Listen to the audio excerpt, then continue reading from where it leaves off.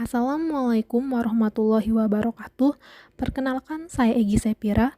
Pada kesempatan kali ini, saya akan menjelaskan mengenai pemeriksaan oftalmologis dengan diagnosis hordeolum palpebra interna OD dan hordeolum palpebra externa OS. Hordeolum. Hordeolum merupakan peradangan supuratif pada kelopak mata yang biasanya disebabkan oleh infeksi dari bakteri Staphylococcus aureus pada kelenjar sebasea kelopak mata. Hordeolum dibagi menjadi dua, yaitu hordeolum eksterna dan hordeolum interna. Hordeolum eksterna biasanya disebabkan karena adanya sumbatan pada kelenjar Zeiss dan Moll pada palpebra yang memberikan gambaran penonjolan pada kelopak mata sehingga hordeolum tidak terlihat saat dilakukan eversi. Sedangkan hordeolum interna merupakan infeksi pada kelenjar meibom yang terletak di dalam tarsus sehingga dapat menyebabkan benjolan terutama ke bagian konjungtiva tarsal.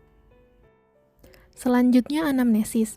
Anamnesis yaitu wawancara medis yang dilakukan secara langsung antara dokter dengan pasien itu sendiri yang disebut dengan autoanamnesis atau dilakukan antara dokter dengan keluarga pasien yang disebut alloanamnesis. Pertama-tama, kita persilahkan pasien duduk, kemudian kita perkenalkan diri, dan berikan informed consent. Kemudian, tanyakan identitas pasien. Berdasarkan hasil anamnesis, didapatkan nama anak WI, usia 15 tahun, jenis kelamin perempuan, agama Islam, bangsa Indonesia, pekerjaan yaitu seorang pelajar, dan alamat tinggal di kota Palembang. Selanjutnya, dapat kita tanyakan juga keluhan utama pasien, yaitu keluhan yang membawa pasien datang ke rumah sakit, dan riwayat perjalanan penyakit, seperti sudah sejak kapan pasien mengalami keluhan tersebut. Kita tanyakan juga riwayat penyakit dahulu, riwayat penyakit dalam keluarga, dan riwayat pengobatan. Berdasarkan hasil anamnesis, didapatkan keluhan utama berupa benjolan pada kelopak mata bagian atas, kanan, dan kiri sejak kurang lebih 2 hari yang lalu. Dan berdasarkan riwayat perjalanan penyakit, diketahui bahwa sejak kurang lebih 2 hari yang lalu, pasien mengeluh terdapat benjolan di kelopak atas, mata kanan dan kiri.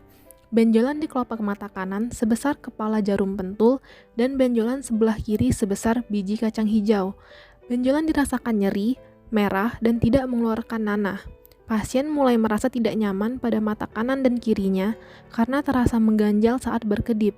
Keluhan seperti mata merah, keluar kotoran mata, penglihatan kabur, dan penglihatan ganda tidak ada. Pasien mengaku seminggu sebelumnya pasien banyak berkontak dengan debu saat melakukan kegiatan lapangan. Pasien sudah mencoba mengompres benjolan dengan air hangat sebanyak 2 kali sehari selama 3 menit dengan menggunakan handuk. Tapi keluhan benjolan yang merah dan nyeri masih ada. Kemudian pasien berobat ke Rumah Sakit Mata Palembang. Pada riwayat penyakit dahulu, didapatkan riwayat keluhan benjol serupa sebelumnya di sangkal, riwayat keluhan nyeri dan mata merah sebelum kejadian di sangkal, riwayat operasi mata sebelumnya di sangkal, riwayat memakai kacamata di sangkal, riwayat memakai lensa kontak di sangkal, riwayat kencing manis dan darah tinggi di sangkal. Pada riwayat penyakit dalam keluarga, didapatkan riwayat keluarga dengan keluhan serupa di sangkal, dan pada riwayat pengobatan, diketahui pasien mengompres benjolan dengan air hangat sebanyak 2 kali sehari selama 3 menit menggunakan handuk. Anamnesis ini dilakukan dengan tujuan untuk menyingkirkan diagnosis banding dan mengerucutkan diagnosis kerja yang akan kita tegakkan nanti. Setelah anamnesis selesai, selanjutnya kita akan melakukan pemeriksaan fisik. Pemeriksaan fisik pertama adalah pemeriksaan visus. Di sini, kita akan menempatkan pasien dalam jarak 6 meter dan sejajar dengan Snellen chart. Kemudian, kita instruksikan pasien untuk membaca baris demi baris. Pada satu baris dianggap benar apabila pasien dapat menjawab 50% dari total huruf dalam satu baris, sehingga kita bisa menentukan visusnya. Apabila pasien sudah tidak bisa membaca, tandai pada baris keberapa pasien sudah tidak dapat membaca. Kemudian, berikan pinhole kepada pasien.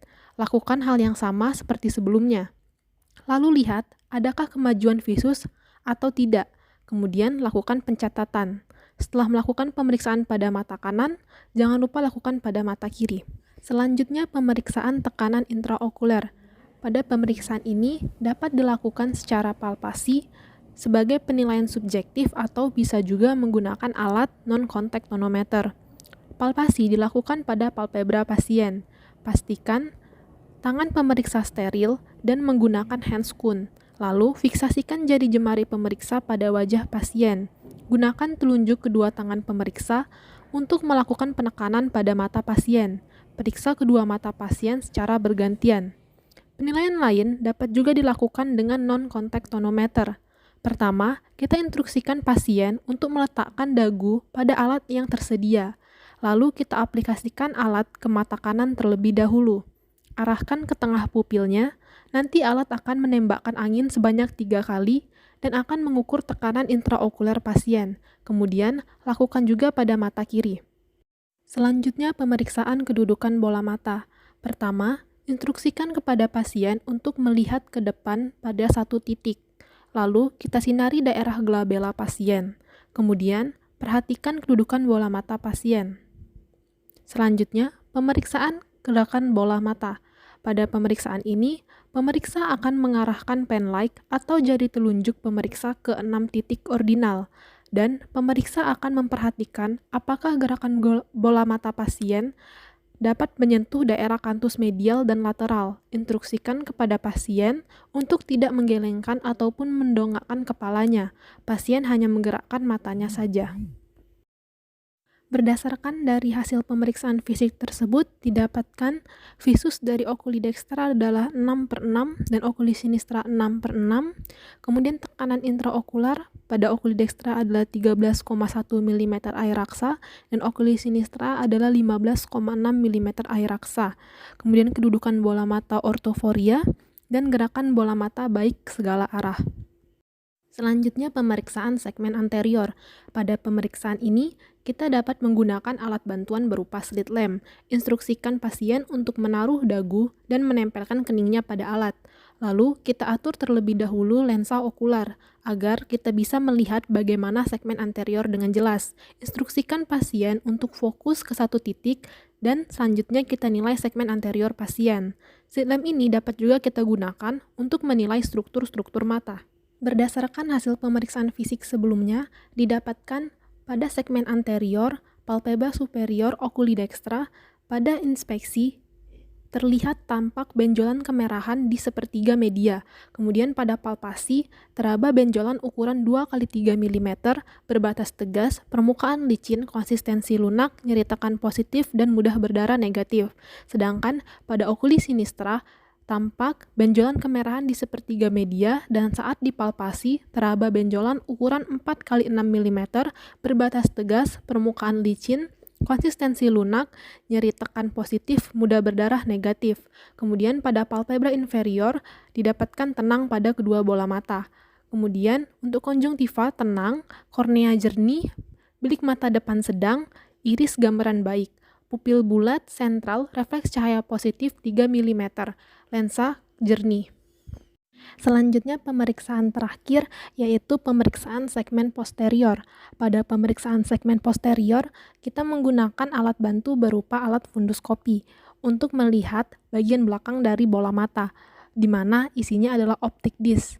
Lalu kita lihat dan nilai apakah ada edem atau tidak, bulat atau tidak, lalu kita nilai rasio arteri dan vena, apakah 2:3 atau tidak.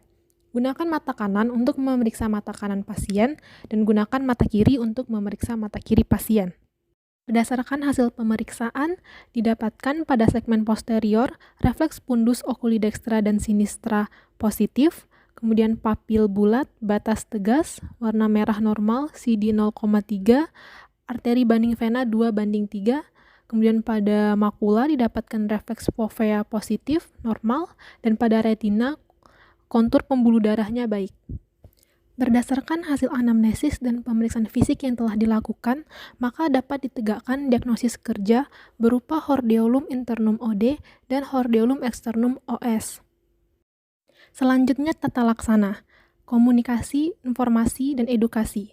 Yang pertama, menjelaskan kepada pasien bahwa keluhan pada pasien adalah peradangan pada kelenjar di tepi kelopak mata bagian atas yang disebabkan oleh bakteri.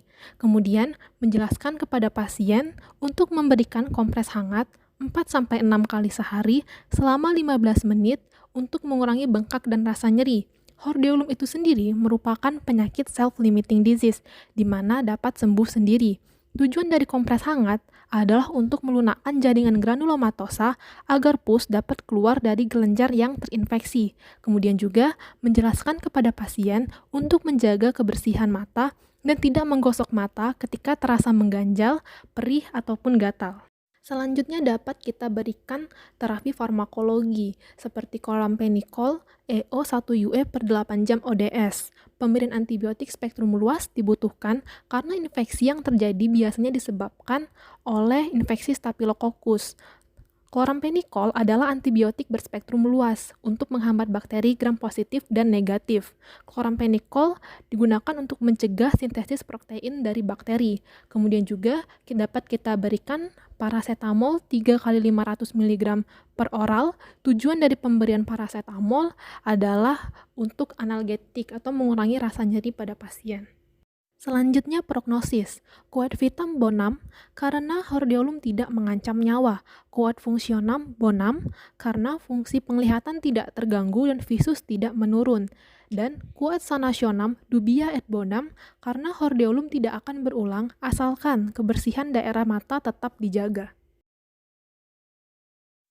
Berikut lampiran dari kasus hordeolum palpebra interna OD dan hordeolum palpebra externa OS.